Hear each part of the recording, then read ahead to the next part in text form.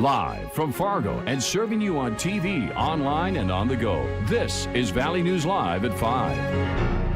Storms are rolling through parts of the valley, and they are expected to arrive in the Fargo-Moorhead area later this evening. This is video of a funnel cloud north of Hazen, North Dakota, sent to us by one of our viewers this afternoon.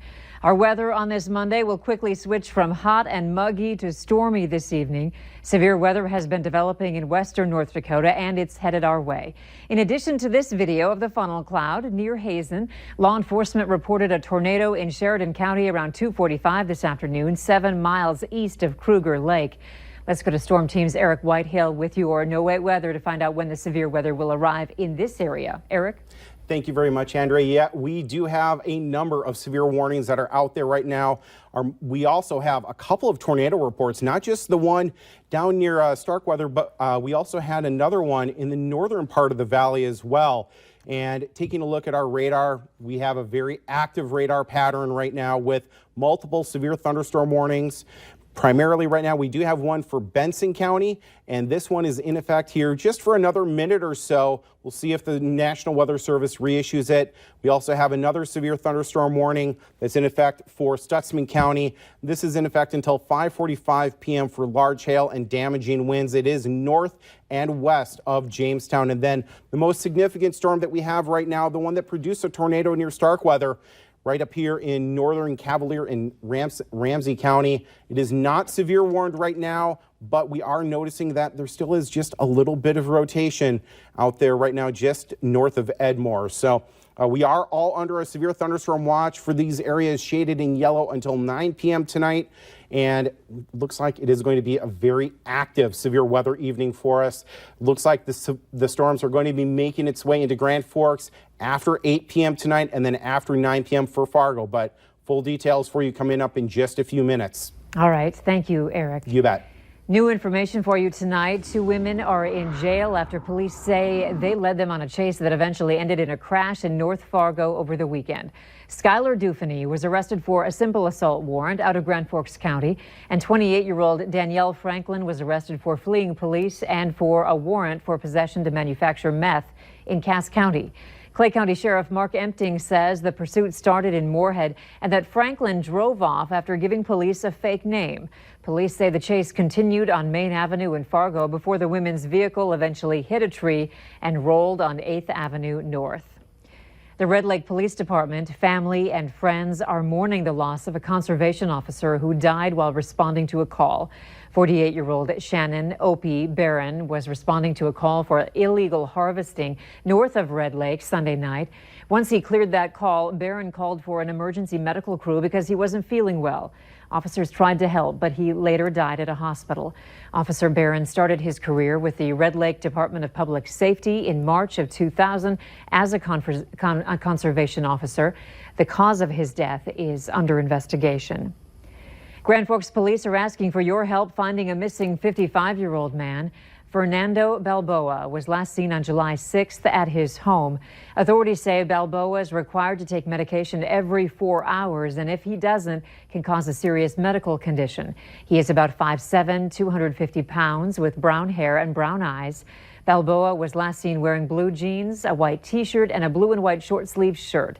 If you have any information about him, you're urged to call Grand Forks Police at this phone number, 787-8000. Grand Forks police are still searching for a suspect in an early morning robbery. They say a man with a knife approached a 62-year-old woman and demanded money. Police say it happened just before 7 today in the 2300 block of 17th Street South as the woman was leaving her home. Police say the woman gave the suspect a small amount of cash, and then she says he pushed her away and fled the scene on a bike. We talked with neighbors in the area today who say things like this don't happen in their quiet neighborhood, one adding that it makes him nervous to leave his house. The suspect is described as Caucasian, about 6 feet tall, brown hair, looked to be about in his mid-20s. If you have any information, you're urged to call Grand Forks Police at 787-8000. And the Grand Forks Police Department is warning you about a high-risk sex offender moving to the area. Authorities say Jeremiah Jack Miholka recently moved to Grand Forks from Bismarck and is now living at 802 and a half North 5th Street. Miholka has a conviction for gross sexual imposition in 2001 and corruption solicitation of a minor in 1998. He must register for a lifetime. Iran is now enriching uranium past the limit set by the 2015 nuclear deal. It's also pressuring Europe for help around crippling U.S. sanctions. And today, Vice President Pence issued another warning from the Trump administration to Iran. CBS's Natalie Brand is at the White House with more. Speaking at the Christians United for Israel summit in Washington, Vice President Mike Pence issued a warning to Iran. Iran should not confuse American restraint with a lack of American resolve. The vice president said the U.S. will never allow the Islamic Republic to obtain a nuclear weapon. An international watchdog confirmed Monday Iran is now enriching uranium beyond the limit of the 2015 nuclear deal. President Trump yanked the U.S. from that deal last year, and his administration has since leveled severe sanctions on Iran. Now Iran must choose between caring for its people and continuing to fund its proxies who spread violence and terrorism. The vice president said some of Iran's hostile activities include recent attacks on oil tankers and the downing of an unmanned U.S. drone. According to published reports, the vice president in his prepared remarks had planned to say the White House is open to talks with Iran, but the vice president did not say that line in his actual speech. A spokesman for Iran's foreign minister says his country trusts no one involved in the nuclear deal and pressed European members to save it. We hope that, this deal, be alive when they, do their commitment. At the same time, Israel is urging Europe to follow President Trump's hard line. Europe should back the sanctions instituted by President Trump. We certainly do. The European Union has called on Iran to stop and reverse any actions that go against the agreement. Natalie Brand, CBS News, the White House. France's president spoke with his Iranian counterpart with the goal of resuming talks among all parties involved in the nuclear deal. The French president also had a phone call with President Trump about ongoing efforts to curb Iran's nuclear capability. Rape and drug crimes are on the rise in Minnesota, according to a new report just released today by the Minnesota Bureau of Criminal Apprehension. That BCA report shows around 2,600 rapes were reported to law enforcement last year. That's a 9.3% increase from the year before. The report also shows drug arrests went up in the state. Meanwhile, other violent crimes like murder went down in 2018 compared to the year before. For a full list of reported crimes in the state, you can find this story on our website, valleynewslive.com. Cockroaches may one day be invincible. That's according to a new study done by Purdue University. Valley News Team's Rose Itzkovitz has more on new science that shows cockroaches are fighting back against pesticides. Think getting rid of those roaches is tough enough now?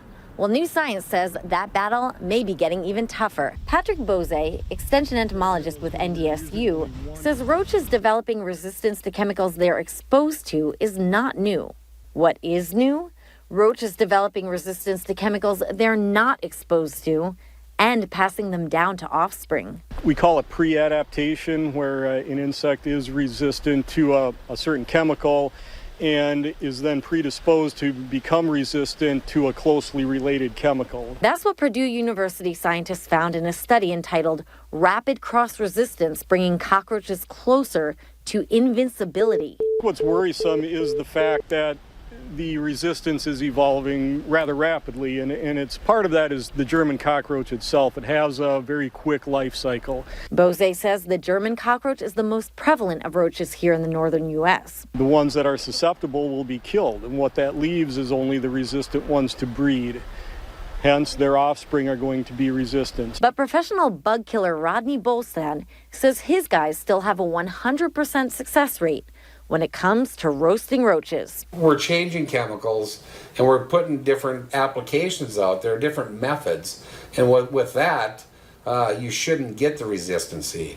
But if you were to just sit and do the same thing nonstop, you're going to get resistancy, and then it will be an issue. Around this area, are we looking at this development of resistance to things they've never even been exposed to happening in the near future, the far future, tomorrow?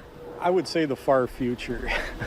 And why is that? It sounds like the companies are using a good variety of different chemicals to control German cockroaches, as well as encouraging residents to practice non-chemical controls as well. Yeah, so what does he mean by non-chemical controls? Well, when you think about what your exterminator does with chemicals, there are also non-chemical methods that you can use at home as well, just by keeping your place clean. So actually, cockroaches need the basics like we do: food, water, and light. So if you think about even your kitchen counter, if it's nice and wet like this, you're already providing them a water source. By simply just drying that off, you're already taking away one of their water sources. Also, things you might not think about, like the AC or pipes. If they're leaking at all, you're going to be providing a water source for cockroaches. And even things like leaving cardboard boxes around, or dry pet food at home. They say that keeping that tidy can also take away sources for cockroaches. So, Andrea, I'll send it back to you now. All right, thanks for the tips, Rose. And for more on this study, you can head to our website and click on this story. Take a look at this. As work continues on the KVLY tower, we have an update for you on the project. The new antenna was just hoisted up this weekend. The old antenna that carried KVLY's original signal had been in the air for 55 years. There is still other work that needs to be done, but we're hoping the full signal strength will be up and running very soon. In the meantime, thank you for your patience. A prominent billionaire